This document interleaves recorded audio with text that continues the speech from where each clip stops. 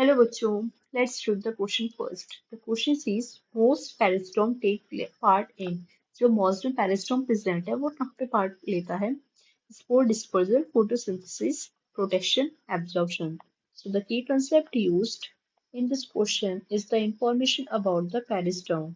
हम यहाँ पे पेरिस्टोम के बारे में बात करेंगे। तो पेरिस्टोम होता क्या है और कहाँ पे वर्क करता है, ये सारी चीजें हम देखते हैं। तो आरिश टिटर ने जब हमें 5 किंगडम क्लासिफिकेशन दिया था तो उसके अंदर आए थे Monera, protista, fungi, Plantae, Animalia. अब जो किंगडम प्लांटे हमारा आया था उसके अंदर भी हमें 5 चीजें देखने को मिलती हैं, जैसे कि एल्गे, ब्रायोफाइट्स। ब्रायोफाइट्स को हम एम्फीबियंस ऑफ प्लांट किंगडम भी कहते हैं। Then pteridophyte. टेरिडोफाइट हमारे फर्स्ट टेरेस्ट्रियल प्लांट थे जिनके अंदर हमें वॉस्फोलिबंडल देखने को मिले थे। फिर आते हैं जिम्नोस्पर्म। जिम्नोस्पर्म के लिए भी स्पेशल फीचर आता है, वो आता है इनकी सीड्स रिलेटेड। यहाँ पे सीड कोड जो होता है वो एब्सेंट होता है, तो इन्हें हम नेगेटिव सीड्स होते हैं। और लास्ट में होता है एंजियोस्पर्म। एंजियोस्पर्म जो होता है वो बेसिकली जहाँ पे हमारे सिर के कोटिलेडन के बेसिस में फर्दर डिवाइड होता है। अब जो हमारे ब्रायोफाइट्स होते हैं इनके अंदर हमें दो चीजें देखने को मिलती हैं। एक होते हैं लिवर बॉल्स और दूसरे होते हैं मॉज। अब अगर इन मॉज के बारे में हम बात करें, बेसिकली अगर सबसे हमारा मेन की कंसेप्ट मॉज लें तो उनके अंदर जो हमें फीचर्स देखने को मिलते हैं, एक तो यहाँ पे प्रेजेंट होते हैं मल्टी सेलुलर राइजोइड्स।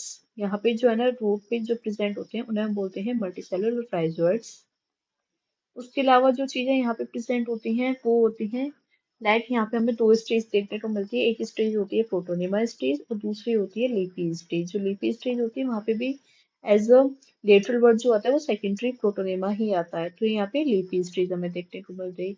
यहीं पे क्या होता है, इसमें कैप्सूल प्रेजेंट होता है।